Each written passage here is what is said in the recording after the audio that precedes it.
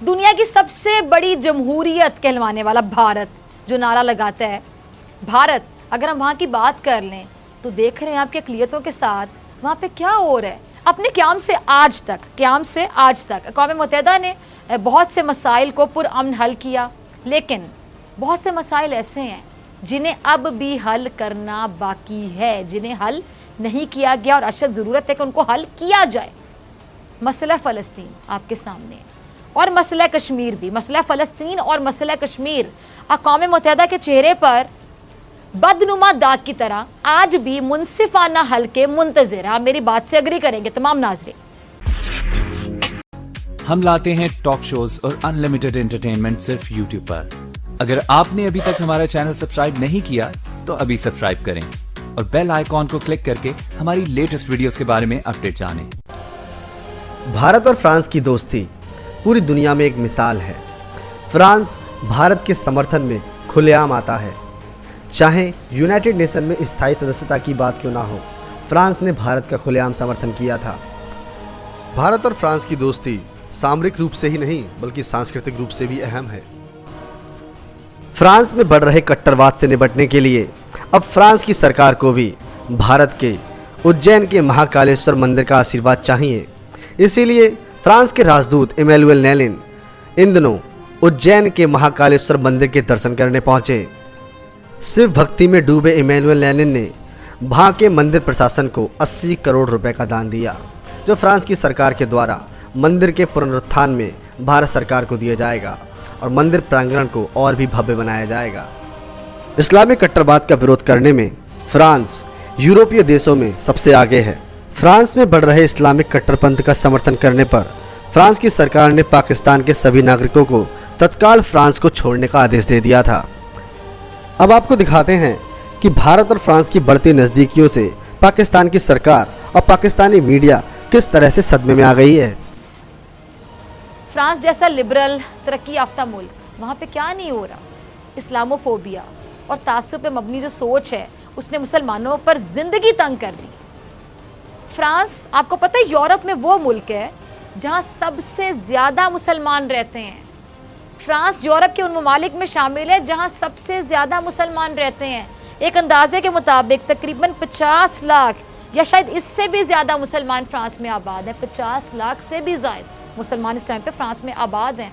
लेकिन क्या हो रहा है वहाँ पे सबको पता है। फ्रांस में जो मुसलमान ख़वातीन हैं वो हिजाब नहीं कर सकती, चेहरे पर नकाब डालने पर, हिजाब पर वहाँ पे पाबंदी है, जिसे अक़वाम मुत्तहिदा की इंसानी हकूक़ की कमेटी ने भी मुस्तरद करते हुए इंसानी हकूक़ की खिलाफ वर्जी करार दे रखा है और इस कानून पर नज़रसानी का मुतालबा भी किया है। कमेटी ने कानून साजी पर उठाए गए जो इक़दाम उसके हवाले से रिपोर्ट में क्या कहा, ज़रा सुनिएगा कि फ्रांस इस पाबंदी की वजाहत करने में आपको पता है कि नाकाम रहा है।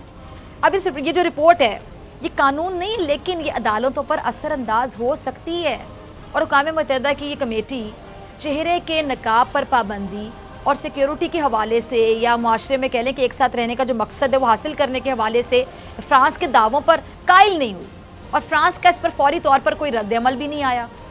अच्छा, अब जुलाई 2014 में इंसानी हकूक़ की यूरोपीय अदालत ने फ्रांस की नकाब पर जो मुतनाज़ पाबंदी है उसको दुरुस्त करार दे दिया और चेहरे के नकाब पर पाबंदी को मजहबी आज़ादी की खिलाफ वर्जी करार देने की दलील को मुस्तरद कर दिया। अब अक़वाम मुत्तहिदा की जो इंसानी हकूक़ कमेटी है उसने अपने बयान में यूरोपीय अदालत के इस फैसले से इख्तिलाफ़ किया और क्या कहना था उनका, क्या वो कहते हैं कि ये पाबंदी ख़वातीन को अपने मजहबी फ़राइज़ के अंजाम यूरोप में बढ़ते हुए आप कह लें कि जो इस्लामोफोबिया है उसकी पाकिस्तान की जानिब से भी हमने देखा कि भरपूर शदीद मज़म्मत की जा रही है। वज़ीर आज़म जमाए पाकिस्तान के इमरान खान साहब, उन्होंने आलमी प्लेटफॉर्म्स पर खुलकर आवाज़ उठाई और दुनिया को इसके नताइज से ना सिर्फ आवाज़ उठाई बल्कि दुनिया को इसके जो नताइज हैं उससे भी खुलकर ख़बरदार किया है। खान साहब का क्लिप होगा, थीम ज़रा चलाइएगा। देखा आपने, वज़ीर आज़म पाकिस्तान इमरान खान साहब ने खुलकर आवाज़ उठाई और आलमी प्लेटफॉर्म पर दुनिया को इसके नताइज से भी ख़बरदार किया है। जो दुनिया कर रही है इस्लामोफोबिया के हवाले से हमेशा खुलकर आवाज़ उठाई खान साहब ने, इस पर उनकी जितनी तारीफ़ की जाए उतनी कम है। अब नाज़रीन, फ्रांस में जो इज़हार राय की आज़ादी है उसको जवाज़ बनाकर, यानी इज़हार राय की आज़ादी को बाकायदा जवाज़ बनाकर मुसलमानों के मजहबी जज्बात से खेला जा रहा है और ये जो मजहबी जज्बात है मुसलमानों के उसको मजरूह करने का सिलसिला रुक ही नहीं रहा, कोई रोकने वाला नहीं है, कोई रोक नहीं रहा। गुस्ताखाना खाकों का जो मामला है ये नया नहीं है, 15 साल से वक्फे से उठाया जा रहा है। 15 साल कम नहीं होते, मैं 15 दिन नहीं कह रही, 15 महीने नहीं कह रही, 15 साल कह रही हूँ। सोचिए ज़रा, अब फ्रांस में गुस्ताखाना खाकों की इशाअत के बाद से अब तक मुस्लिम दुनिया की जानिब से क्या एहतजाज नहीं किया गया? खुलकर एहतजाज किया गया, हर मुसलमान ने आवाज़ उठाई। और इस एहतजाज पर, मुसलमानों की दिल आज़ारी पर आपको कोई संजीदा दिखाई देता है? कोई है जो ये सिलसिला रोक रहा है? कोई संजीदगी नहीं दिखाई जा रही, बल्कि उल्टा सितम। ये देखिए, यानी दिल आज़ारी भी मुसलमानों की जा रही है, उनके जज्बात से खेला जा रहा है। और दिल आज़ारी के बाद अब ये सितम देखिए कि उल्टा इश्तियाल दिलाने वाली कार्रवाइयों में तेज़ी आ गई है। और जो फ्रांसीसी सदर का मुतनाज़े बयानात थे, उनके मुतनाज़े बयानात के बाद एक तरफ मुस्लिम ममालिक में फ्रांस का बॉयकॉट जारी, आपको पता है, और दूसरी जानिब फ्रांस ने जो मुस्लिम अक़लियत के साथ गैर मुनसिफाना तर्ज़ अमल इख्तियार कर रखा है, आपके सामने ही है। आपको पता है कि फ्रांस में 76 मसाजिद को बंद कर दिया गया, 76 मस्जिदें जिनको बंद कर दिया गया है। और जो दर्जनों मसाजिद ऐसी हैं या इस्लामिक सेंटर्स हैं जिनको वॉच लिस्ट में डाला जा चुका है। कहते हैं जी फ्रांस में इन मसाजिद की कड़ी निगरानी की जाएगी। और ये जो कड़ी निगरानी वाला ऐलान है ये खुद वहाँ के फ्रांसीसी वज़ीर दाखिला ने की है। वज़ीर दाखिला क्या कहता है बयान में? वो कहते हैं जी कि जिन मसाजिद पर हमें शक है, ये शुबा है कि वहाँ पर इंतहा पसंदाना नज़रियात को बाकायदा फ़रोग दिया जा रहा है। शक है, मेरे बात पर गौर कीजिएगा, इनको शक है या शुबा है कि इन मसाजिद में शायद इंतहा पसंदाना नज़रियात को फ़रोग दिया जा रहा है, उनको सख्त निगरानी का सामना करना पड़ेगा। अब इनको यकीन नहीं है, शक की बुनियाद पर ये मुसलमानों के जज्बात के साथ खेल रहे हैं। ये लोग हैं, ये कोई इन्हें पूछने वाला नहीं। और ये जो वज़ीर दाखिला फ्रांस के, इनके मुताबिक तफ्तीश के दौरान 76 मसाजिद को इंतहा पसंदाना नज़रियात के फ़रोग में बाकायदा मुलव्विस पाया गया। अच्छा, 16 जो मसाजिद है उसमें से 16 मसाजिद दारुल हुकूमत पेरिस में है, और जो बकिया 60 मसाजिद हैं, 76 में से 16 पेरिस में, और जो बाकी जो 60 हैं वो मुल्क भर के दूसरे शहरों में या कस्बों में हैं। और जो फ्रांस भर में मसाजिद की जो मजमूई तादाद है वो 2600 से ज़्यादा है, 2600 से ज़्यादा है। अब हुकूमत ने ऐसे गैर कानूनी जो मुहाजिरीन हैं, आपको पता है, उनको भी मुल्क बदर करने का कह दिया कि जिनको मुल्क बदर कर दिया जाए, जो इंतहा पसंदाना नज़रियात की वजह से हुकाम की निगाहों में है।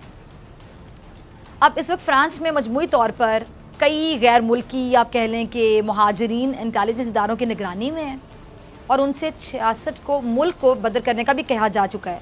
उनमें से 66 ऐसे इनको बाकायदा मुल्क बदर करने का कहा जा चुका है। 50 को बाकायदा हिरासती मराकज़, और जो दीगर 30 हैं उनको नज़रबंद कर दिया गया।